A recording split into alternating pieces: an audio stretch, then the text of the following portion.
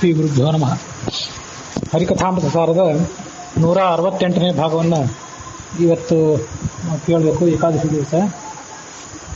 ಇದು ಕಲ್ಪಸಾಧನ ಸಂಧಿ ಅಥವಾ ಅಪರೋಕ್ಷ ತಾರತಮ್ಯ ಸಂಧಿ 23 ಅಥವಾ 24ನೇ ಸಂಧಿ. ಅದರಲ್ಲಿ 42ನೇ ಪದ್ಯ, 772ನೇ ಪದ್ಯ ಒಟ್ಟಾರೆ ಪದ್ಯಗಳಲ್ಲಿ.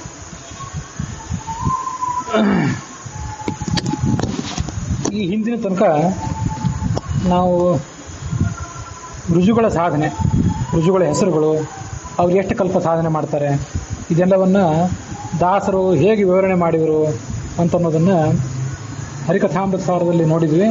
ಅದಕ್ಕೆ ಹಿನ್ನೆಲೆಯಾಗಿ ಅನುವ್ಯಾಖ್ಯಾನ, ಭಾಗವತ ತಾತ್ಪರ್ಯ ಇತ್ಯಾದಿ ಗ್ರಂಥಗಳಲ್ಲಿ ಯಾವ ವಿಷಯಗಳನ್ನು ನಿರೂಪಣೆ ಮಾಡಿದ್ದಾರೆ ಅಂತನ್ನೋದನ್ನು ಕೂಡ ನೋಡಿದ್ವಿ. ಈ ಋಜುಗಣಸ್ಥರ ಸಾಧನೆ ಆದ ಬಳಿಕ ಚತುರ್ಮುಖ, ಮುಖ್ಯಪ್ರಾಣ, ಭಾರತಿ, ಸರಸ್ವತಿ ಇವರ ಸಾಧನೆ ಆದ ಬಳಿಕ ಮುಂದೆ ಇರುವುದಂದರೆ ಗರುಡ, ಶೇಷ, ರುದ್ರ ಇವರ ಸಾಧನೆ, ಸಪತ್ನೀಕರಾದಂಥ ಗರುಡ, ಶೇಷ, ರುದ್ರ ಇವರ ಸಾಧನೆ. ಅದನ್ನು ಈಗ ಮುಂದೆ ನೋಡಬೇಕು.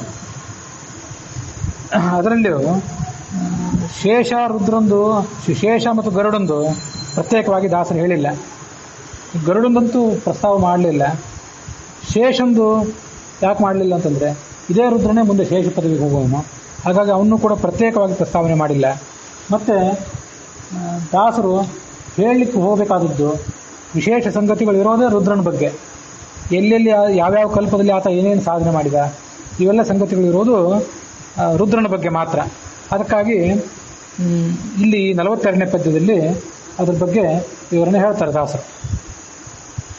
ಪಾದನ್ಯೂನ ಶತಾಬ್ದ ಪರ್ಯಂತ ಓದಿ ಉಗ್ರತಪಾಹ್ವಯದಿ ಲವಣೋದಧಿಯೊಳಗೆ ಕಲ್ಪದಶ ತಪವಿರ್ಧನಂತರದಿ ಸಾಧಿಸಿದ ಮಹದೇವ ಪದವ 6 ನವಕಲ್ಪಾವಸಾನಕ್ಕೆ 5 ಶೇಷನ ಪದವ ಪಾರ್ವತಿ ಸಹಿತನಾಗಿ.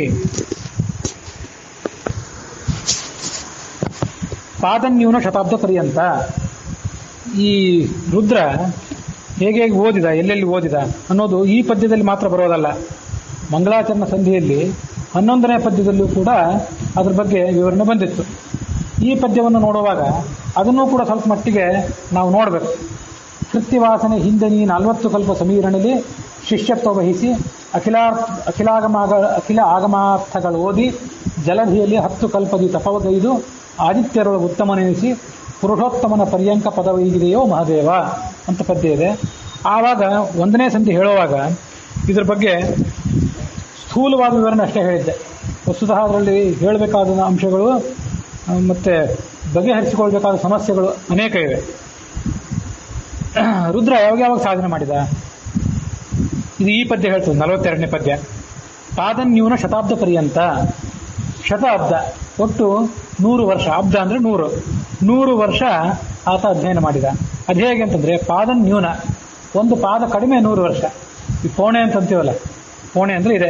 ಪಾದನ್ಯೂನ, ಪಾದೋನನೇ ಪೋಣೆ ಆಗಿತ್ತು ಅಷ್ಟೆ.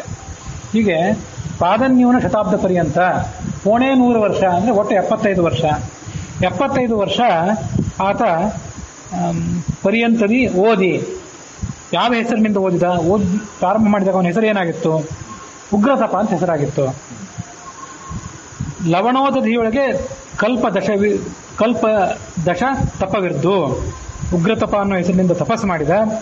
ಮುಂದೆ ಲವಣೋದಧಿ, ಲವಣ ಅಂತಂದ್ರೆ ಉಪ್ಪು, ಉಪ್ಪಿನ ಸಾಗರದಲ್ಲಿ ಕಲ್ಪದಶ 10 ಕಲ್ಪಗಳ ಕಾಲ ತಪಸ್ಸು ಮಾಡಿದ. ತಪಸ್ಸು ಮಾಡಿ ಅನಂತರದಿ ಆ ಬಳಿಕ ಸಾಧಿಸಿದ ಮಹಾದೇವ ಪದವ. ಮುಂದೆ ಆತ ಹೊಂದಿದ, ಏನು ಹೊಂದಿದ ಅಂದರೆ ಮಹಾದೇವ ಪದವ, ರುದ್ರನ ಪದವಿಯನ್ನು ಹೊಂದಿದ. 6 ನವಕಲ್ಪಾವಸಾನಕ್ಕೆ, 6, 5, ನವ ಅನ್ನುವಂಥ 3 ಶಬ್ದ ಇವೆ. 6 ನವಕಲ್ಪಾವಸಾನಕ್ಕೆ ಏನು ಪಾಠ? 6 ನವಕಲ್ಪಾವಸಾನಕ್ಕೆ 5 ಶೇಷನ ಪದವ. 6, 5, ನವ ಅಂತ ಈ 3 ಇದೆಯಲ್ಲ, ಅದನ್ನು ಕೆಲವರು 6ನ್ನು 5ರಿಂದ ಗುಣಿಸಿಬಿಟ್ರೆ 30 ಆಯಿತು. ಆ 30ಕ್ಕೆ 9ನ್ನು ಕೂಡಿಸ್ಬಿಟ್ರೆ 39 ಆಯಿತು. 39 ಕಲ್ಪಗಳ ಬಳಿಕ ರುದ್ರದೇವರು ಪಾರ್ವತಿ ಸಮೇತರಾಗಿ ಶೇಷ ಪದವಿಯನ್ನು ಹೊಂದುತ್ತಾರೆ ಅಂತ ಅನುವಾದ ಮಾಡಿದ್ದಾರೆ. ಪ್ರಭಂಜನಾಚಾರ್ಯ ಪುಸ್ತಕದಲ್ಲಿ ಅನುವಾದದಲ್ಲಿ ಮುಂದೆ 39 ಕಲ್ಪಗಳ ಬಳಿಕ ರುದ್ರದೇವರು ಪಾರ್ವತಿ ಸಮೇತರಾಗಿ ಶೇಷನ ಪದವಿಯನ್ನು ಹೊಂದುವರು ಅಂತಿದೆ. ಅದನ್ನು ಪೂರ್ತಿಯಾಗಿ ಹೊಡೆದಾಕಿಬಿದೆ. ಅದು ಸರ್ವ ಮೂಲಕ ತೀರಾ ವಿರುದ್ಧ. ಹಾಗಾಗಿ ಮೊದಲನೇ ಹಂತವಾಗಿ ಆ 39 ಅನ್ನೋದನ್ನು ಹೊಡೆದಾಕ್ರಿ. ಹಾಗಾದ್ರೆ ಅದು ಎಷ್ಟು ಅಂತಂದ್ರೆ 6 × 5 ಅಂತ 11. 6 + 5 ಮೊದಲು ಕೂಡಿಸ್ಬೇಕು. 6ಕ್ಕೆ 5 ಕೂಡಿಸ್ಬಿಟ್ಟು 11 ಆಯಿತು. 11ಕ್ಕೆ 9 ಗುಣಿಸ್ಬೇಕು. ಗುಣಿಸಿಬಿಟ್ರೆ 99 ಆಯಿತು. 99 ಕಲ್ಪಗಳ ಬಳಿಕ ಅಂತ ಅರ್ಥ. 39 ಕಲ್ಪಗಳ ಬಳಿಕ ಅಂತ ಅನ್ನೋದು ಸರ್ವಮೂಲದಲ್ಲಿ ಭಾಗವತದಲ್ಲಿ ಎಲ್ಲೂ ಬಂದೇ ಇಲ್ಲ ಆ ಸಂಗತಿ. ಅದು ಈ ಪ್ರಬಂಧನಾಚಾರ್ಯ ಪುಸ್ತಕದಲ್ಲಿದ್ದರಾಯಿತು, ಪಂಚರತ್ನ ಪ್ರಕಾಶಿಕಾದಲ್ಲಿ ಕೂಡ ಕೆಲವು ಕಡೆ ಪುಸ್ತಕಗಳಲ್ಲಿ ಹಾಗೆ ಇದೆ. ಗೋರೆಬಾಳ ಹನುಮಂತಾಚಾರ್ಯ ಅಂಥವ್ರು ಬರೆದಿರೋ ಪುಸ್ತಕದಲ್ಲೂ ಕೆಲವು ಕಡೆ ಅದೇ ಮಾಹಿತಿ ಬರ್ತದೆ. ಪದ್ಮನಾಭದಾಸರು ಬರೆದಿರೋ ಪುಸ್ತಕದಲ್ಲೂ ಆ ಮಾಹಿತಿ ಬರ್ತದೆ. ನಾನೀಗ ಹೆಸರು ಹೇಳುವಾಗ ಸ್ವಲ್ಪ ಹಿಂದೆ ಮುಂದೆ ಆಗಿರ್ಬೋದು. 39 ಅಂತ ಅನ್ನೋದು ಎಲ್ಲೇ ಇದ್ರೂ ಅದನ್ನು ಹೊಡೆದಾಕ್ಬಿಡಿ, ಇಷ್ಟೇ ವಿಷಯ. ಕೆಲವು ಪುಸ್ತಕದಲ್ಲಿ ಇರಬಹುದು, ಕೆಲವು ಪುಸ್ತಕದಲ್ಲಿ ಇಲ್ಲದೇ ಇರಬಹುದು. ಹಾಗಾಗಿ 99 ಕಲ್ಪಗಳ ಬಳಿಕ ಆತ ಶೇಷನ ಪದವಿಗೆ ಹೋಗ್ತಾನೆ. ಅಂದರೆ 100ನೇ ಕಲ್ಪದಲ್ಲಿ ಶೇಷನ ಪದವಿಗೆ ಹೋಗಿ ಮುಂದೆ 100ನೇ ಕಲ್ಪದ ಬಳಿಕ ಆತ ಮುಕ್ತನಾಗ್ತಾನೆ, ಪಾರ್ವತಿ ಸಹಿತನಾಗಿ. ಇದು ಇಲ್ಲಿ ಕೊಟ್ಟಿರುವಂಥ ವಿಷಯ. ನಾನು ಈಗಾಗಲೇ ಹೇಳಿದೆ, ಮನ್ವಂತರ ಕಲ್ಪ ಅಂದ್ರೆ ಏನು, ದಿನಕಲ್ಪ ಅಂದ್ರೆ ಏನು, ಮಹಾಕಲ್ಪ ಅಂದ್ರೆ ಏನು, ಇದ್ರ ಬಗ್ಗೆ ನಾನು ಸಾಕಷ್ಟು ಹಿಂದೆ ವಿವರಣೆ ಕೊಟ್ಟಿದ್ದೆ. ಮಹಾಕಲ್ಪ ಅಂತಂದ್ರೆ 31,104,000 ಕೋಟಿ ವರ್ಷ. ಇದು ಚತುರ್ಮುಖ ಬ್ರಹ್ಮನ ಒಟ್ಟಾರೆ ಆಯುಷ್ಯ. ಒಬ್ಬ ಚತುರ್ಮುಖ ಬ್ರಹ್ಮ ನಾಭಿಕಮಲದಿಂದ ಹೊರಗೆ ಬಂದ ಅಂದಮೇಲೆ ಆತ ಮುಂದೆ ಮುಕ್ತಿಗೆ ಹೋಗೋ ತನಕ ಏನು ಕಾಲಮಾನ ಇದೆಯಲ್ಲ ಅದು 100 ವರ್ಷ, ಆತನ 100 ವರ್ಷ. ಆದರೆ ನಮ್ಮ ದೃಷ್ಟಿಯಲ್ಲಿ ಅದು 31,104,000 ಕೋಟಿ ವರ್ಷ. ಈ 31,104,000 ಕೋಟಿ ವರ್ಷದಲ್ಲಿ ಮೊದಲನೇ 50 ವರ್ಷವನ್ನು ಆತ ಕೇವಲ ತಪಸ್ಸಿನಲ್ಲಿ ಕಳೀತಾನೆ, ಸೃಷ್ಟಿ ಮಾಡೋದೇ ಇಲ್ಲ. ಇವತ್ತು ನಾವೀಗ 51ನೇ ವರ್ಷದ ಮೊದಲನೇ ತಿಂಗಳ ಮೊದಲನೇ ದಿವಸದಲ್ಲಿದ್ದೇವೆ, ಹಗಲಿನಲ್ಲಿದ್ದೇವೆ ಇವತ್ತಿನ್ನು. ಅದಕ್ಕಾಗಿ ಆಚಮನ ಮಾಡುವಾಗ, ಸಂಕಲ್ಪ ಮಾಡುವಾಗ ಅದ್ಯ ಬ್ರಹ್ಮಣ, ಇವತ್ತಿನ ಬ್ರಹ್ಮ, ಹಿಂದಿನ ಬ್ರಹ್ಮ ಮುಂದಿನ ಬ್ರಹ್ಮನನ್ನು ಬಿಟ್ಟುಬಿಡ್ರಿ. ಅದ್ಯ ಬ್ರಹ್ಮಣ ದ್ವಿತೀಯ ಪರಾರ್ಧೆ. ದ್ವಿತೀಯ ಪರಾರ್ಧ ಅಂದರೆ ಸೆಕೆಂಡ್ ಹಾಫ್ ಅಂತ ಅರ್ಥ. ದ್ವಿತೀಯ ಪರಾರ್ಧೆ ಶ್ರೀ ಶ್ವೇತವರಾಹಿಲ್ಪೆ ವೈವಸ್ವತ ಮನ್ವಂತರೆ. ಆ ದ್ವಿತೀಯ ಪರಾರ್ಧ, 2ನೇ ಅರ್ಧ ನಡೆದಿದೆ, 51ನೇ ವರ್ಷ.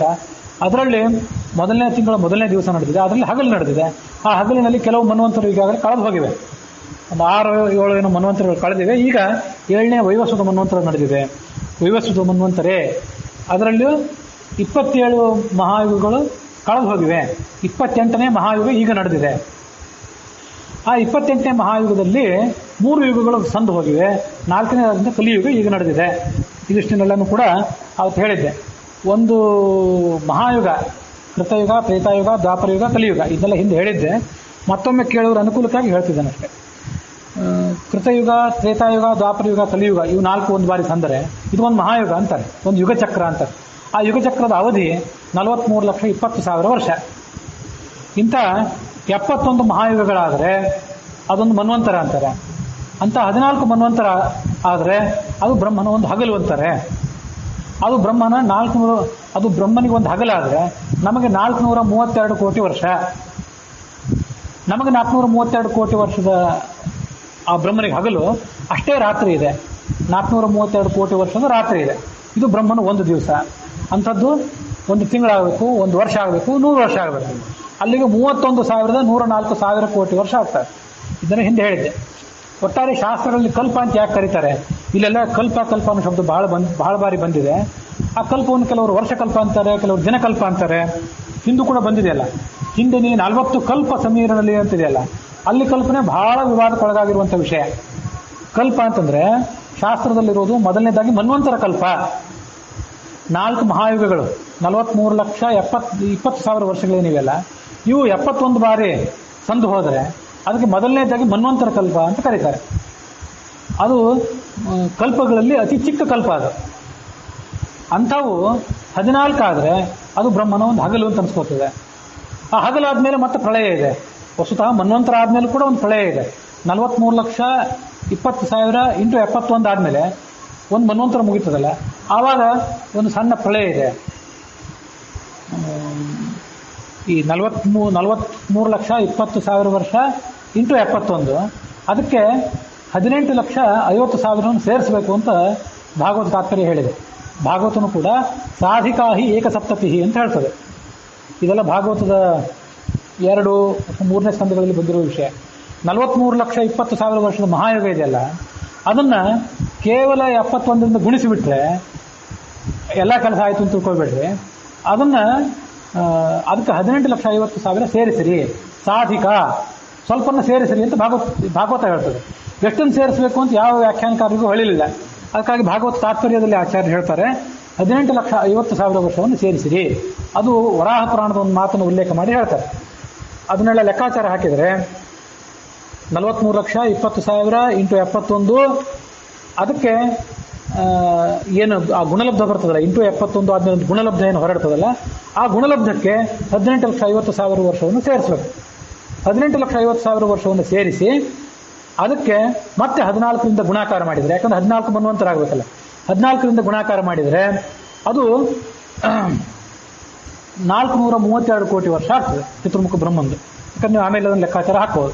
ಹಾಗಾಗಿ 43,20,000 ವರ್ಷ ಇಂಟು 71, ಅದಕ್ಕೆ 18,50,000 ಅಂತಿದೆಯಲ್ಲ, ಅದು ಬರೇ 50,000 ಅಲ್ಲ.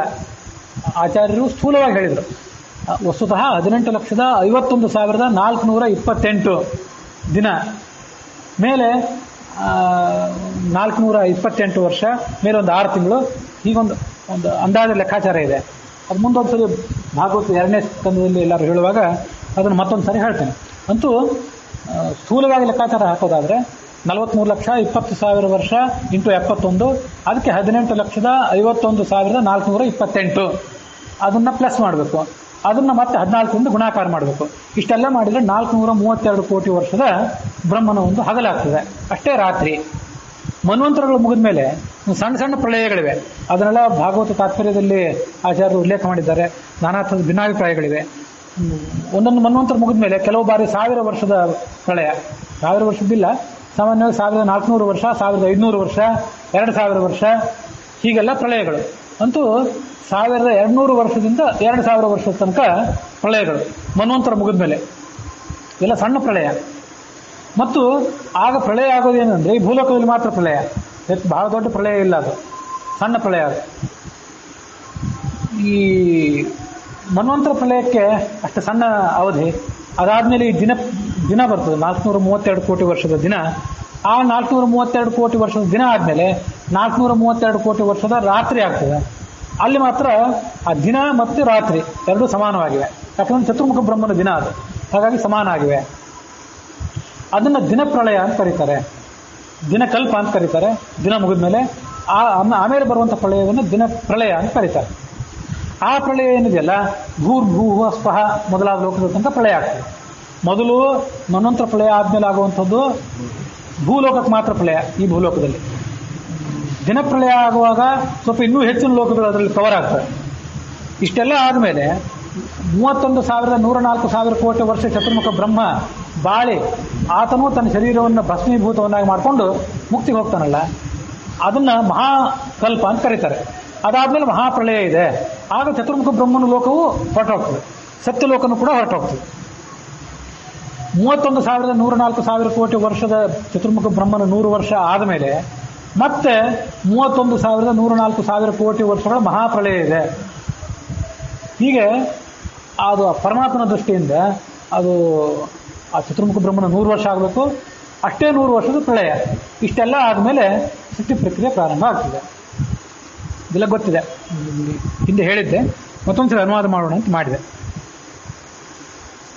ಕಾದನ್ಯೂನ ಶತಾಬ್ದ ಪರ್ಯಂತ ಈ ರುದ್ರ ಏನಿದ್ನಲ್ಲ, ಈ ರುದ್ರನಿಗೆ ಆವಾಗ ಉಗ್ರತಪ ಅಂತ ಹೆಸರಿತ್ತು. ರುದ್ರನಿಗೆ, ಈಗಿನ ಮುಖ್ಯ ಪ್ರಾಣನಿಗೆ ಈಗ 99 ಕಲ್ಪದ ಹಿಂದೆ ಕಲ್ಕಿ ಅಂತ ಹೆಸರಿತ್ತು. ನಿಮಗದು ಗೊತ್ತಿದೆ. ಈ ಋಜುಗುಣಸ್ಥರು 100+100 ಕಲ್ಪಗಳ ಸಾಧನೆ ಮಾಡ್ತಾರೆ. 1ರಿಂದ 100 ತನಕ ಅಪರೋಕ್ಷ ಜ್ಞಾನಕ್ಕಾಗಿ ಸಾಧನೆ ಮಾಡ್ತಾರೆ. 101ನೇದರಲ್ಲಿ ಅವರಿಗೆ ಕಲ್ಕಿ ಅಂತ ಹೆಸರು ಬರ್ತದೆ. ಮುಂದೆ ತೇಜ, ಮಹಾತೇಜ ಇತ್ಯಾದಿ ಹೆಸರು ಬರ್ತಾ ಹೋಗ್ತವೆ. 98 ಲಾತವ್ಯ, 99 ಮುಖ್ಯ ಪ್ರಾಣ, 100ನೇದು ಚತುರ್ಮುಖ ಬ್ರಹ್ಮ. ಇಷ್ಟು ಗೊತ್ತಿದೆ. ಈ ಮುಖ್ಯ ಪ್ರಾಣನಿಗೆ ಕಲ್ಕಿ ಅಂತ ಮೊದಲ ಹೆಸರಿತ್ತಲ್ಲ, ಅದಕ್ಕಿಂತ ಹಿಂದಿನ ಹೆಸರುಗಳನ್ನು ಶಾಸ್ತ್ರ ಎಲ್ಲೂ ಹೇಳಲಿಲ್ಲ. ವಾಮನ ಪುರಾಣದಲ್ಲಿ 101ನೇ ಕಲ್ಪದಲ್ಲಿ ಕಲ್ಕಿ ಅಂತ ಹೆಸರಿತ್ತು ಅಂತ ಮಾತ್ರ ಇದೆ. ಹಾಗೆ ಈಗಿನ ರುದ್ರನಿಗೆ, ಇವತ್ತಿನ ರುದ್ರ ಇದ್ದಾನಲ್ಲ, ಇವನಿಗೆ ಹಿಂದೆ ಅಧ್ಯಯನ ಪ್ರಾರಂಭ ಮಾಡುವಾಗ, ಒಂದು ಸಾಧನೆ ಪ್ರಾರಂಭ ಮಾಡುವಾಗ ಅವನಿಗೆ ಉಗ್ರತಪ ಅಂತ ಹೆಸರಿತ್ತು. ಆ ಉಗ್ರತಪ ಅನ್ನೋ ಹೆಸರಿನಿಂದ ಆತ ಅಧ್ಯಯನ ಪ್ರಾರಂಭ ಮಾಡಿದ. ಎಷ್ಟು ವರ್ಷ ಅಧ್ಯಯನ ಮಾಡಿದ, ಯಾರ ಹತ್ರ ಅಧ್ಯಯನ ಮಾಡಿದ, ಎಷ್ಟು ಬಾರಿ, ಒಂದೇ ಸರಿ ಅಧ್ಯಯನ ಮಾಡಿ ಶುರು ಮುಗಿದೋಗ್ಲಿಲ್ಲ ಅವನು. ಯಾಕೆಂದರೆ ಆತ ಒಟ್ಟು 50+50 ಅಧ್ಯಯನ ಮಾಡ್ತಾನೆ. ಋಜುಗಣಸ್ಥರೆಲ್ಲ 100+100 ಅಧ್ಯಯನ ಮಾಡ್ತಾರೆ ಅಂತ ಹೇಳಿದೆ. ಈ ರುದ್ರ ಪದವಿಗೆ ಬರುವಂಥವ್ರು ರುದ್ರ ಮತ್ತು ಗರುಡ ಇವರಿಬ್ಬರು ಕೂಡ, ರುದ್ರನೇ ಶೇಷ ಆಗ್ತಾನೆ, ಅದರಿಂದ ಶೇಷನ ಬಗ್ಗೆ ಪ್ರತ್ಯೇಕ ಹೇಳಬೇಕಾಗಿಲ್ಲ. ರುದ್ರ ಮತ್ತು ಗರುಡರಿಬ್ಬರು ಕೂಡ 50+50 ಮಹಾಕಲ್ಪ, ಇದು ನೆನಪಿರಬೇಕು. ಈಗ ಮನ್ವಂತರ ಕಲ್ಪನೂ ಅಲ್ಲ, ಮತ್ತು ದಿನ ಕಲ್ಪನೂ ಅಲ್ಲ, ಮಹಾಕಲ್ಪ 31,104,000 ಕೋಟಿ ವರ್ಷ ಇಂಟು 200. ಇದು ಮುಖ್ಯ ಪ್ರಾಣನಿಗೆ, ಋಜುಗಣಸ್ಥರಿಗೆ 31,104,000 ಕೋಟಿ ವರ್ಷ ಇಂಟು 100. ಇದು ಈ ರುದ್ರನಿಗೆ ಅವನು 100 ಕಲ್ಪ ಸಾಧನೆ ಮಾಡ್ತಾನೆ. ಅವನು ಆ 100 ಕಲ್ಪ ಸಾಧನೆ ಮಾಡುವಾಗ, ಅಂದರೆ ಈಗ ಹಿಂದೆ ಆ 99ನೇ ಕಲ್ಪದಲ್ಲಿ ಆತ ಸೃಷ್ಟಿಗೆ ಬಂದ. ಅದಕ್ಕಿಂತ ಮುಂಚೆ ಆತ ಅಸೃಜ್ಯಾವಸ್ಥೆಯಲ್ಲಿದ್ದ, ಸುಮ್ಮನೆ ಪರಮಾತ್ಮನ ಹೊಟ್ಟೆಯಲ್ಲಿ ಇದ್ದು ಬಿಟ್ಟಿದ್ದ ಅಷ್ಟೇ. ಈಗ 99 ಕಲ್ಪಗಳ ಹಿಂದೆ, 99 ಮಹಾಕಲ್ಪಗಳ ಹಿಂದೆ ಪರಮಾತ್ಮ ಅವನನ್ನು ಈ ಸೃಷ್ಟಿಗೆ ತಂದ. ಮುಂದಿನದು 100ನೇದಾದ ಕೂಡಲೇ ಆತ ಮುಕ್ತಿಗೆ ಹೋಗಿಬಿಡ್ತಾನೆ. ಅಂತೂ ಈಗ 99 ಕಲ್ಪಗಳ ಹಿಂದೆ ಆತ ಸೃಷ್ಟಿಗೆ ಬಂದ ಅಂತಿದೆಯಲ್ಲ, ಆವಾಗ ಈ ಮುಖ್ಯ ಪ್ರಾಣನಿಗೆ ಕಲ್ಕಿ ಅಂತ ಹೆಸರಿತ್ತು. ಯಾಕೆಂದ್ರೆ ಅವನು 101ನೇ ಜನ್ಮ ಆವಾಗ ಪ್ರಾರಂಭ ಆಗಿತ್ತು. 100 ಮುಗಿಸಿದ್ದ ಅವನು. ಈ ರುದ್ರಾದಿಗಳಿಗಿಂತ 100 ಕಲ್ಪದ ಹಿಂದೆನೇ ಸೃಷ್ಟಿಗೆ ಬಂದಿದ್ದ. 100 ಕಲ್ಪ ಆತ ಅಪರೋಕ್ಷ ಜ್ಞಾನಕ್ಕಾಗಿ ಸಾಧನೆ ಮಾಡಿದ್ದ. 101ನೇ ಜನ್ಮವನ್ನು ಕಲ್ಕಿಯಿಂದ ಪ್ರಾರಂಭ ಮಾಡಿಕೊಂಡಿದ್ದ. ಅವನದು 100, ಇವೊಂದು 50+50, 50+50 100, ಅವನದು 100, ಎರಡೂ ಸಮಾನ ಆಗಿರುತ್ತೆ. ಅವನು ಹಿಂದಿನ 100 ಇದೆಯಲ್ಲ, ಆವಾಗ ಈ ರುದ್ರ ಇರಲೇ ಇಲ್ಲ, ಒಳಗಿದ್ದ ಜೀವ ಅನಾದಿ, ಸುಮ್ಮನೆ ಪರಮಾತ್ಮನ ಹೊಟ್ಟೆ ಒಳಗಿದ್ದ, ಸೃಷ್ಟಿಗೆ ಬಂದಿರಲಿಲ್ಲ. ಅಂತೂ ಈ ಮುಖ್ಯ ಪ್ರಾಣ ಕಲ್ಕಿಯಾಗಿದ್ದಾಗ ಈತ ಉಗ್ರತಪ ಅಂತ ಕಂಡುಬಿಟ್ಟ, ಹೊರಗೆ ಬಂದ. ಅವನು ಅಧ್ಯಯನ ಪ್ರಾರಂಭ ಮಾಡಿದ. ಎಷ್ಟು ವರ್ಷ ಅಧ್ಯಯನ ಪ್ರಾರಂಭ ಮಾಡಿದ ಅಂತಂದ್ರೆ, ಮೊದಲನೇದಾಗಿ 75 ವರ್ಷ ಅಧ್ಯಯನ ಪ್ರಾರಂಭ ಮಾಡಿದ. ಇದು ಯಾವಾಗ 75 ವರ್ಷ? ಮೊದಲನೇ ಮಹಾಕಲ್ಪ. ರುದ್ರನ ಒಟ್ಟಾರೆ ಸಾಧನೆ 100 ಮಹಾಕಲ್ಪ. ಆ 100 ಮಹಾಕಲ್ಪದ ಸಾಧನೆ ಏನಿದೆಯಲ್ಲ, ಅದರಲ್ಲಿ ಮೊದಲನೇ ಮಹಾಕಲ್ಪ ಇದೆಯಲ್ಲ, ಅದಕ್ಕೆ 100 ವರ್ಷ. ಆ 100ರಲ್ಲಿ 75 ವರ್ಷ ಇವನು ಸಾಧನೆ ಮಾಡಿದ. ಅಂದ್ರೆ ಚತುರ್ಮುಖ ಬ್ರಹ್ಮನ 75 ವರ್ಷಗಳು. ಇಲ್ಲಿ ಪಾದನ್ಯೂನ ಶತಾಬ್ದ ಅಂತಂದ್ರೆ, ಅಬ್ದ ಅಂತಂದ್ರೆ ನಮ್ಮ 75 ವರ್ಷ ಅಲ್ಲ, ಚತುರ್ಮುಖ ಬ್ರಹ್ಮನ 75 ವರ್ಷ ಆತ ಅಧ್ಯಯನ ಮಾಡಿದ. ಆತ ಸೃಷ್ಟಿಗೆ ಬಂದ ಕೂಡಲೇ ಪಾದನ್ಯೂನ ಶತಾಬ್ದ ಪರ್ಯಂತ ಓದಿ, ಅಷ್ಟು ಓದಿದ. ಉಗ್ರತಪಾಪ ಇದೆ ಹೆಸರೇನಿತ್ತು ಅವನಿಗೆ, ಉಗ್ರತಪ ಅಂತ ಹೆಸರಿತ್ತು. ಮುಂದೆ ಆತ ಲವಣೋದಧಿಯೊಳಗೆ, ಲವಣೋದಧಿ ಅಂದರೆ ಉಪ್ಪಿನ ಸಮುದ್ರ, ಆ ಉಪ್ಪಿನ ಸಮುದ್ರದೊಳಗೆ ಕಲ್ಪದಶ ತಪವಿದ್ದು 10 ಕಲ್ಪ ಉಪ್ಪು ನೀರಿನಲ್ಲಿ ಮುಳುಗಿ ಸಾಧನೆ ಮಾಡಿದ. ನಾನು ಇದನ್ನು ಮೊದಲಿಂದ ಹೇಳ್ತಾ ಬಂದಿದ್ದೇನೆ. 12 ವರ್ಷ ಓದಿ, ಒಂದು 4-5 ವರ್ಷ ಪ್ರವಚನ ಮಾಡಿ ಮಹಾಪಂಡಿತರು ಅಂತ ಸನ್ಮಾನ ಮಾಡ್ಕೊಳ್ಳೋರೆಲ್ಲ ಕಲ್ಪಗಟ್ಟಲೆ ಓದೋರು ಇರ್ತಾರಲ್ಲ. ಈ ಕಲ್ಪ ಸಾಧನ ಸಂಧಿಯನ್ನು ಯಾಕೆ ಓದಬೇಕು, ಯಾಕೆ ಇದನ್ನು ಜೀರ್ಣ ಮಾಡ್ಕೋಬೇಕು ಅಂತಂದ್ರೆ, ಎಷ್ಟು ಕಲ್ಪ ಸಾಧನೆ ಮಾಡಿರ್ತಾರೆ, ಓದಲಿಕ್ಕೆ ವಿಷಯ ಎಷ್ಟಿದೆ, ಅರಗಿಸ್ಕೊಳ್ಳಿಕ್ಕೆ ವಿಷಯ ಎಷ್ಟಿದೆ, ಕಷ್ಟಪಡಲಿಕ್ಕೆ ವಿಷಯ ಎಷ್ಟಿದೆ, ಸುಮ್ಮನೆ ಕೂತ್ರೆ ಏನೂ ಆಗೋಲ್ಲ ಅಂತನ್ನೋದನ್ನು ಈ ಎಲ್ಲ ಕಲ್ಪಗಳಿಂದ ನಾವು ತಿಳ್ಕೊಳ್ಬೇಕು. ಉಗ್ರತಪ ಅನ್ನೋ ಹೆಸರಿನಿಂದ ಲವಣೋದಧಿಯೊಳಗೆ ಕಲ್ಪದಶ 10 ಕಲ್ಪ ಸಾಧನೆ ಮಾಡಿದ. ಇಲ್ಲಿ ಕಲ್ಪ ಅಂತ ಬರ್ತಲ್ಲ, ಮತ್ತೆ ಯಾವ್ದು ಕಲ್ಪ ಇದು ಅಂತಂದ್ರೆ, ಇದು ಬ್ರಹ್ಮನ 10 ದಿನ. ಇದನ್ನೆಲ್ಲ ಗಮನಿಸ್ಬೇಕು. ಇದು ಬ್ರಹ್ಮನ 10 ದಿನ. ಇದಕ್ಕೆ ಹಿಂದಿಂದೋ ಅದು ಬ್ರಹ್ಮನ 75 ವರ್ಷ, ಇದು ಬ್ರಹ್ಮನ 75 ದಿನ. ಅಂದರೆ 432 ಕೋಟಿಯನ್ನು ಮೊದಲು ಡಬಲ್ ಮಾಡಬೇಕು. ಅದು 864 ಕೋಟಿ ಆಗ್ತದೆ. ಒಂದು ಇಡೀ ದಿವಸ, 24 ತಾಸುಗಳ ಒಂದು ದಿವಸ. 864 ಕೋಟಿ ಇಂಟು 10, ಅದೊಂದು ಸುಮಾರು 8,640 ಕೋಟಿ, 640 ಕೋಟಿ ಇಷ್ಟ ಆಗ್ಬೋದು.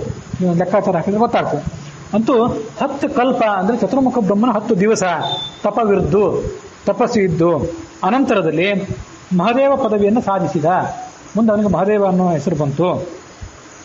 ಈಗ ಮಹದೇವನ ಹೆಸರು ಬಂದದ್ದು ಆಮೇಲೆ ಉಪ್ಪು ನೀರಿನ ಸಮುದ್ರದೊಳಗೆ ತಪಸ್ಸು ಮಾಡಿದ್ದು ಮೊದಲು ಅಂತ ಹೀಗೆ ಕಾಣಿಸ್ತದೆ ಇಲ್ಲಿ. ವಸ್ತುತಃ ಮಹದೇವ ಪದವಿ ಬಂದದ್ದು ಮೊದಲು, ಉಪ್ಪು ನೀರಿನ ಸಮುದ್ರದಲ್ಲಿ ತಪಸ್ಸು ಮಾಡಿದ್ದು ಆಮೇಲೆ. ಅದನ್ನೆಲ್ಲ ಆಮೇಲೆ ಹೇಳ್ತೇನೆ, ಯಾಕೆ ಹಾಗೆ ತಿಳ್ಕೋಬೇಕು ಅಂತ. ಈಗ ಅಲ್ಲಿ ಏನು ಶಬ್ದದಿಂದ ತಿಳಿತದೆ ಅಂತ ಅಷ್ಟು ಮಾತ್ರ ಹೇಳ್ತೇನೆ. ಅಲ್ಲಿ ಇದ್ದಂತೆ ಅರ್ಥ ಮಾಡಿಬಿಟ್ರೆ ಏನಾಗ್ತದೆ ಅಂತ ಅನ್ನೋದನ್ನು ತಿಳ್ಕೋಬಾರ್ದು ಅನ್ನೋದಕ್ಕಾಗಿ ಹೇಳ್ತಿದ್ದೇನೆ. ಪ್ರಭಂಜನಾಚಾರ ಪುಸ್ತಕದಲ್ಲಿ ಲವಣ ಸಮುದ್ರದೊಳಗೆ 10 ಕಲ್ಪಗಳ ಕಾಲ ತಪಸ್ಸು ಮಾಡಿ ಬಳಿಕ ಮಹಾದೇವ ಪದವಿಯನ್ನು ಸಾಧಿಸಿದನು ಅಂತಿದೆಯಲ್ಲ, ಇದು ತಪ್ಪು ಅಂತ ಈಗ ತಿಳ್ಕೊಂಡ್ಬಿಡ್ರಿ. ಯಾಕೆ ಅಂತ ಆಮೇಲೆ ಹೇಳ್ತೇನೆ. ಅನುವ್ಯಾಖ್ಯಾನ ಭಾಗವತ ಶ್ಲೋಕಗಳು ನೋಡಿದ್ರೆ ಗೊತ್ತಾಗ್ತದೆ ಮುಂದೆ. ಸಾಧಿಸಿದ ಮಹಾದೇವ ಪದವ ಮುಂದೆ 6-5 ನವಕಲ್ಪಾವಸಾನಕ್ಕೆ ಈಗಾಗಲೇ ಹೇಳಿದೆ. 6ನ್ನ 5ಕ್ಕೆ ಕೂಡಿಸಿದ್ರೆ 11 ಆಯಿತು. 11ನ್ನ 9ಕ್ಕೆ ಗುಣಿಸಿಬಿಟ್ರೆ 99 ಆಯಿತು. 99ನೇ ಕಲ್ಪದಲ್ಲಿ ಆತ ಮಹಾರುದ್ರ ಅನಿಸ್ಕೊಂಡಿದ್ದಾನೆ. ಇದನ್ನು ಗಮನಿಸಬೇಕು. ನಾನು ಈಗಾಗಲೇ ಹೇಳಿದೆ 100 ಕಲ್ಪ ರುದ್ರನ ಸಾಧನೆ ಅಂತ ಹೇಳಿದೆ. ಅದು 50 + 50 ಕಲ್ಪ ಅಂತ. ಮೊದಲನೇ ಮಹಾಕಲ್ಪದಲ್ಲಿ ಅವನಿಗೆ ಉಗ್ರತಪ ಅಂತ ಹೆಸರಿತ್ತು. 1ರಿಂದ 50 ತನಕ ಆತ ಸಾಧನೆ ಮಾಡಿದ, ಓದಿದ, ಓದಿದ್ದನ್ನು ಅರಗಿಸಿಕೊಂಡ, ಏನೇನೋ ಮಾಡಿದ. 51ರಿಂದ ಮತ್ತೆ 100 ತನಕ ಕಾಲ ಕಳೆದ. ಆ 51ರಿಂದ 40 ಇದೆಯಲ್ಲ, 51ರಿಂದ 90, ನೀವು ಇದನ್ನು ಆ ಶ್ಲೋಕಗಳನ್ನ ಬಹಳ ಸರಿ ಓದಿದ್ರೆ ಅದು ಒಮ್ಮೆಲೆ ತಲೆಯೊಳಗೆ ಬರ್ತದೆ, ಇಲ್ಲದ್ರೆ ಗೊಂದಲ ಆಗ್ತದೆ. 100 ಅಂತಿದೆಯಲ್ಲ, ರುದ್ರನ ಸಾಧನೆ 100. ಅದರಲ್ಲಿ 1ರಿಂದ 50 ತನಕ ಆತನ ಓದು, ಸಾಧನೆ ಇತ್ಯಾದಿ. ಆವಾಗ ಅವನಿಗೆ 50 ಮುಗಿದಾಗ ಪರಮಾತ್ಮನ ಅಪರೋಕ್ಷ ಜ್ಞಾನ, ವಿಶೇಷ ಅಪರೋಕ್ಷ. ಮೊದಲು ಅಪರೋಕ್ಷ ಜ್ಞಾನ ಇತ್ತು ಅವನಿಗೆ, ಆದರೆ ಮೊದಲು ಮೋಡದ ಮರೆಯಲ್ಲಿ ಸೂರ್ಯನನ್ನು ನೋಡಿದಂತೆ ಭಗವಂತನ ನೋಡ್ತಿದ್ದ. 50 ಮುಗಿತಾ ಬಂದಂತೆ ಮೋಡ ಇಲ್ಲದೇನೆ ಸ್ವಚ್ಛವಾದ ಆಕಾಶದಲ್ಲಿ ಸೂರ್ಯನ ನೋಡಿದಂತೆ ನೋಡಿದ. ಇದನ್ನೇ ಮುಖ್ಯ ಪ್ರಾಣ 100 ಕಲ್ಪ ಮಾಡಿದ್ದ, ಈತ 50 ಕಲ್ಪ ಮಾಡಿದ. 51ರಿಂದ 90 ತನಕ ಆತ ಆ ಮಂಗಳಾಚರಣ ಸಂಧಿಯಲ್ಲಿ 11ನೇ ಪದ್ಯದಲ್ಲಿ ಹೇಳಿದ್ರಲ್ಲ, ಹಿಂದೆ ನೀ 40 ಕಲ್ಪ ಸಮೀರನಲ್ಲಿ ಶಿಷ್ಯತ್ವ ವಹಿಸಿ ಅಂತ. ಅದು 50ರಿಂದ 90, 40 ಮಹಾಕಲ್ಪ. ಕೃತ್ಯವಾಸನೆ ಹಿಂದೆ ನೀ 40 ಕಲ್ಪ ಸಮೀರನಲ್ಲಿ ಶಿಷ್ಯತ್ವ ವಹಿಸಿ ಅಖಿಲಾಗಮಾರ್ಥಗಳು ಓದಿ. ಹಿಂದೆ, ಬಹಳ ಹಿಂದೆ, ರುದ್ರಪರ್ವ ಬರೋದಕ್ಕಿಂತ ಮೊದಲೇ ಕೃತ್ಯವಾಸನೆ ಚರ್ಮವನ್ನುಟ್ಟು ರುದ್ರದೇವನೇ ಹಿಂದೆ 40 ಕಲ್ಪ, 40 ಮಹಾಕಲ್ಪ.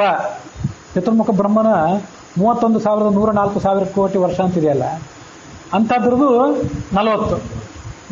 ನೀನೇನು ಮಾಡಿದಿ? ಸಮೀರನಲ್ಲಿ, ಮುಖ್ಯ ಪ್ರಾಣನಲ್ಲಿ ಶಿಷ್ಯತ್ವ ವಹಿಸಿದಿ, ಅಖಿಲ ಆಗಮಾರ್ಥಗಳ ಓದಿದಿ.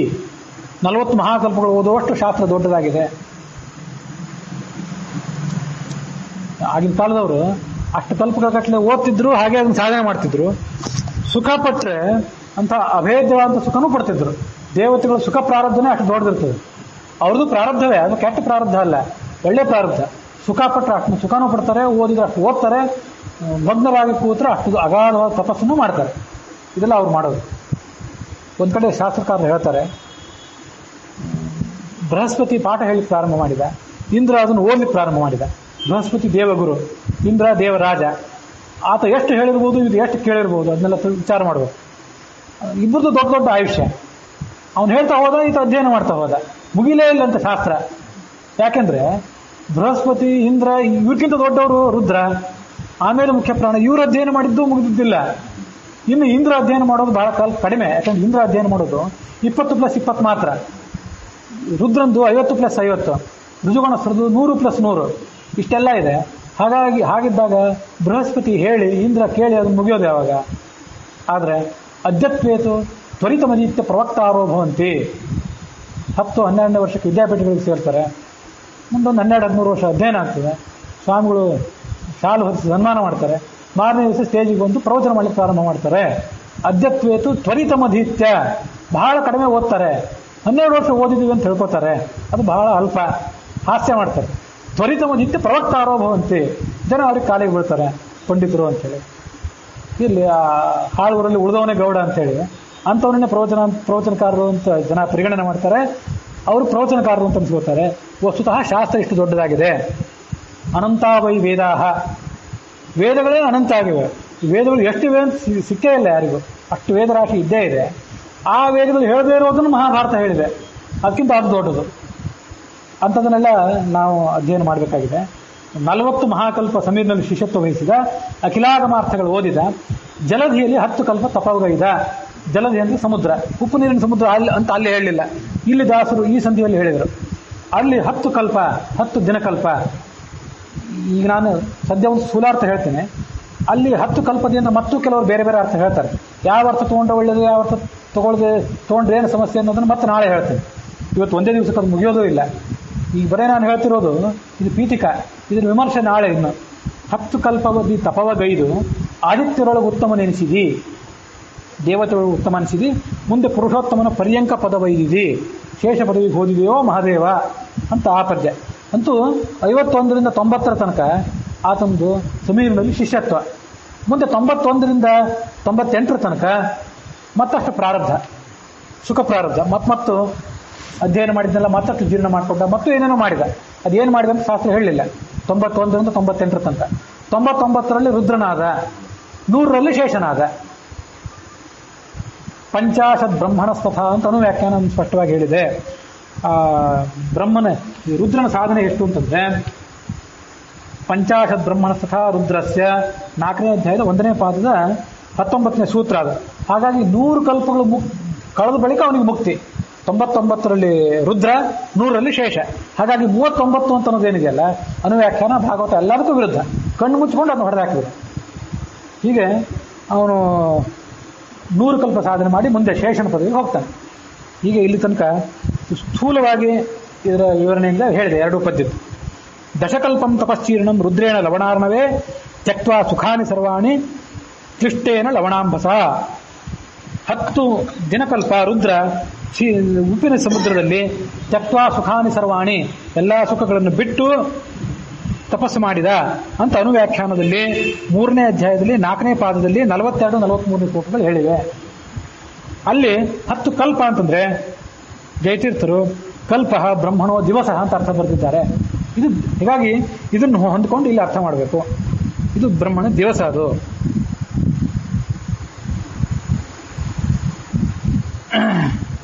ಲಿಂಗಾ ಲಾತವ್ಯತಃ ಪೂರ್ವಂ ಮೃಜೋರ್ ಬ್ರಹ್ಮತ್ವತಃ ಶತಾತ್ ಶುಶ್ರಾವ ಉಗ್ರತಪಾ ನಾಮ ಯೋಗ್ಯೋ ರುದ್ರಪದಸ್ಯ ಸಾರ್ಧಂ ಪರಾರ್ಧಂ ವಿಷ್ಣೋಸ್ತು ಗುಣಾನ್ ಭಕ್ತ್ಯಾ ಸದೋದ್ಯತಃ ತತ್ರಿಭಾಗಮುಪಾಸಾಂಚಿ ಚಕ್ರೇ ಸಂಭೃತ ಮಾನಸಃ. ಇದು ಅನುವ್ಯಾಖ್ಯಾನದಲ್ಲಿ 4ನೇ ಅಧ್ಯಾಯದಲ್ಲಿ 1ನೇ ಪಾದದಲ್ಲಿ ಬರುವಂಥ 4-5ನೇ ಶ್ಲೋಕಗಳು. ರುಜೋಹೋ ಬ್ರಹ್ಮತ್ವತಃ ಶತಾತ್. ರುಜುಗುಣಸ್ಥರು ಅನೇಕ ಇದ್ದಾರೆ. ಅವರಲ್ಲಿ ಒಬ್ಬನಿಂದ ಹೇಗಿದೆ ಅಂದರೆ ಪದಪ್ರಯೋಗ, ಬ್ರಹ್ಮತ್ವತಃ ಶತಾತ್, ಬ್ರಹ್ಮ ಪದವಿಗೆ ಇನ್ನೂ 100 ಕಲ್ಪ ಹಿಂದಿದ್ದಾನಾತ. ಇದ್ದಾಗ ಒಬ್ಬ ರುಜುಗುಣಸ್ಥ ಬ್ರಹ್ಮ ಪದವಿಗೆ ಇನ್ನೂ 100 ಕಲ್ಪ ಹಿಂದಿದ್ದಾಗ, ಅಂದ್ರೆ ಆತ ಕಲ್ಕಿಯಾಗಿದ್ದಾಗ, ಅಂಥ ರುದ್ರನಿಂದ, ಅಂಥ ಒಬ್ಬ ರುಜುಗುಣಸ್ಥನಿಂದ ಅವನಿಗೆ ಹೆಸರು ಏನಂತ? ಲಾತವ್ಯ ಅಂತ ಹೆಸರು. ನೀವೀಗ ನಾವು ಮೊನ್ನೆ ವಾಮನ ಪುರಾಣದಲ್ಲಿ ನೋಡಿದ್ವಲ್ಲ, 198ನೇ ಲಾತವ್ಯ, 199 ಮುಖ್ಯ ಪ್ರಾಣ, 200 ಚತುರ್ಮುಖ ಬ್ರಹ್ಮ. ಇಲ್ಲಿ ಲಾತವ್ಯ ಅಂತ ಹೆಸರು ಬಂತಲ್ಲ, ಇದು ಆ 198ನೇ ಲಾತವ್ಯ ಅಲ್ಲ. ಇದು ಇಲ್ಲಿ ಲಾತವ್ಯ ಅಂದ್ರೆ ಮೊನ್ನೆ ನಾವು ಒಂದು ಅರ್ಥ ಹೇಳಿದೆ. ಲಾತವ್ಯ ಅಂದ್ರೆ ಆಚಾರ್ಯ ಗುರು ಅಂತ ಅರ್ಥ. ಇಲ್ಲಿ ಲಿಂಗಾ ಲಾತವ್ಯತಃ ಪೂರ್ವಂ ಅಂದ್ರೆ ಲಾತವ್ಯ ಅನ್ನೋ ಶಬ್ದಕ್ಕೆ ರುಜು, ಒಬ್ಬ ಆಚಾರ್ಯ, ಎಲ್ಲರಿಗೂ ಉಪದೇಶ ಮಾಡುವನು ಅಂತ ಅರ್ಥ. ಅದು 198ನೇ ಅಂತ ಹೆಸರು ಒಂದು ಬಂತಲ್ಲ ವಾಮನ ಪುರಾಣದಲ್ಲಿ, ಅದಲ್ಲ ಇದು. ಲಿಂಗಾ ಲಾತವ್ಯತಃ ಪೂರ್ವಂ ರುಜೋರ್ ಬ್ರಹ್ಮತ್ವತಃ ಶತಾತ್ ಶುಶ್ರಾವ ಉಗ್ರತಪ ನಾಮ. ಉಗ್ರತಪ ಅನ್ನೋ ಹೆಸರಿನ ರುದ್ರ ಪದವಿಗೆ ಯೋಗ್ಯನಾದಂಥ ಒಬ್ಬ ಜೀವ ಈ ಅಧ್ಯಯನ ಮಾಡಿದ. ಎಷ್ಟು ಅಧ್ಯಯನ ಮಾಡಿದ ಅಂದ್ರೆ, ಸಾರ್ಧಂ ಪರಾರ್ಧಂ ವಿಷ್ಣೋಸ್ತು ಗುಣಾನ್, ಭಗವಂತನ ಮಹಿಮೆಯನ್ನು ಅಧ್ಯಯನ ಮಾಡಿದ. ಪರಾರ್ಧ ಅಂದ್ರೆ 1/2 ಅಂತ ಅರ್ಥ. ಅಂದ್ರೆ ಒಟ್ಟು 100 ಚತುರ್ಮುಖ ಬ್ರಹ್ಮನ ವರ್ಷಗಳಿವೆಯಲ್ಲ, ಅದರಲ್ಲಿ 1/2 ಅಂದ್ರೆ 50 ವರ್ಷ. ಬರೀ 50 ವರ್ಷ ಅಲ್ಲ, ಸಾರ್ಧಂ ಪರಾರ್ಧಂ. ಆ ಪರಾರ್ಧದ ಅರ್ಧವನ್ನು ಮತ್ತೆ ಸೇರಿಸಿರಿ. ಅದಕ್ಕೆ 50ರ ಅರ್ಧ ಅಂದ್ರೆ 25. ಆ 25ನ 50ಕ್ಕೆ ಸೇರಿಸಿಬಿಟ್ರೆ 75 ಆಯಿತು. ಸಾರ್ಧಂ ಪರಾರ್ಧಂ ಅನ್ನೋದರಿಂದ 75 ಅಂತ ಹೇಳಿದಂತಾಯಿತು. ಭಗವಂತನ ಗುಣಗಳನ್ನು ಅಧ್ಯಯನ ಮಾಡಿದ.